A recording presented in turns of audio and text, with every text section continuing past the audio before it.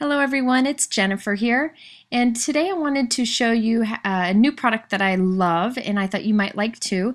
It is a date stamp from Amy Tangerine, and I'm going to use it to create a date stamp card. It's this card here where you stamp the month and you circle the birth date, and it's just a fun way to kind of personalize a card.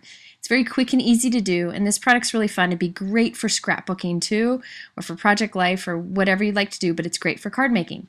So this is the tool that you get. You get the little tool, and then you get all of these dates of the month here. And this is the first time I've actually opened it to use it, and I was impressed with how easy it is to use. So basically, I played around with it a little bit here. You put on the days of the week, the letters for each of the days of the week, and I leave it on there all the time. And then I take the month, this is May here, and I trim off that excess so we don't worry about getting ink on it where we don't want to.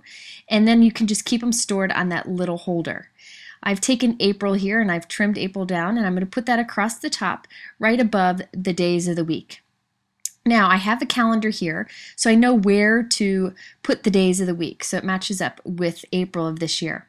So I'm starting with the dates that start with a 1 at the top, and I'm putting that on Monday because that's what my calendar here tells me to do.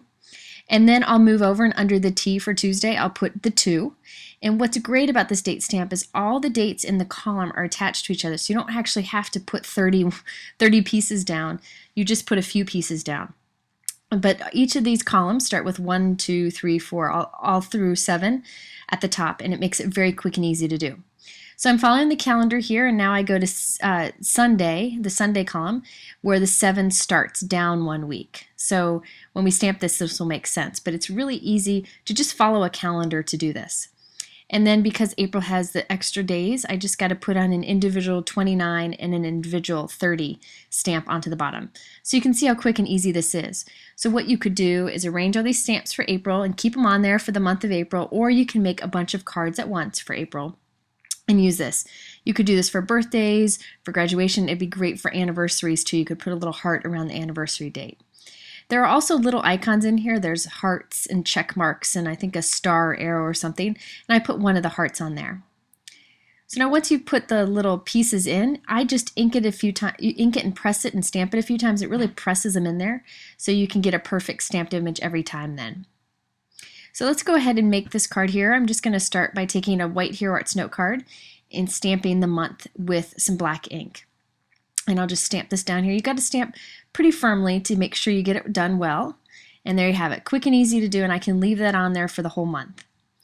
Now there are a couple ways that you can make these cards. If you wanted to mass produce, this is what you could do. Put down a piece of plastic over your card so you can place your clear stamps exactly where you'll want them to end up on your card. So I'm just going to arrange a bunch of different birthday greetings around the month stamp. So I put It's Your Day on the bottom, I'm going to put and many more on the side. The reason I put the clear piece down first, there's actually two reasons. One is it kind of holds the images in place, kind of sticks to the images so they don't move around. And the other is if those stamps have been used before, it'll keep that ink from transferring onto your card. So now I've arranged some stamps around where I want them to be, and I can take a stamp press and just press right onto it, or a giant acrylic block. Press right onto it, transfers all the images onto the block, and there you go. You have your images all arranged exactly where you want to be, and you could just stamp this on a bunch of different cards. So I could ink this up all, say, in blue, or do a couple different colors and go through and stamp a bunch at once. Now I decided that I wanted to make each of these greetings a different color, so I'm going to stamp them individually. But I wanted to show you, if you wanted to mass produce, this would be a quick and easy way to do this. You could even stamp this a bunch of times on white cards and leave the calendar month empty, so that when you need one in future months, all you have to do is go in and stamp in the calendar month and you're ready to go. So there's a lot of options that you can do with that, but I wanted to do each one in an individual color. You could use markers on the individual stamp, but I wanted to use some ink pads, so I'm just going to stamp them individually. So just going to mix up a bunch of different of my Hero Arts shadow inks for this. I'm going to start with Pale Tomato, which is a soft red color. It's really quite pretty. So I'm going to stamp this right along the bottom. I find that when I'm building up a bunch of images to kind of fit together like a puzzle like I was doing here, it's best to start at the bottom and kind of work your way up and out. So I'm going to start with the bottom image here, and then I'll move on to the next image. Next up is Tide Pool, and I'm going to stamp an image vertically on the side here. I think it's fun to change the directions up a little bit. Now you could of course use any colors or any type of ink for this. I just like the look of the shadow inks because it absorbs into the paper and smooths out, giving you nice even coverage.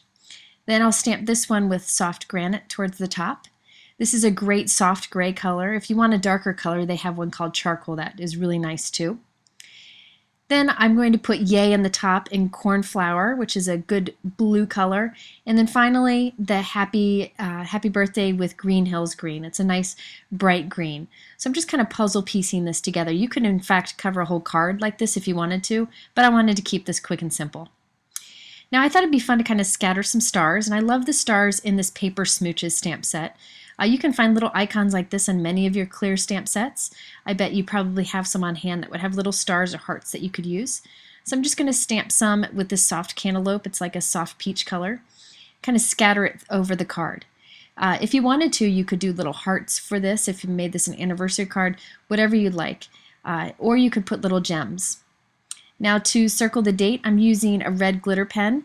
And just to kind of make it stand out a little bit, you could also stamp a heart around this if you wanted to, or a letter O would be great to do a perfect circled image, but I wanted to kind of make it look like it was done with a pen. So there you have it, a great way to use the awesome Amy Tangerine calendar stamp. It's not only good for scrapbooking, but also for card making. If you have any questions, please visit my blog at jennifermcguireink.com. Thanks for watching. I'll see you next time.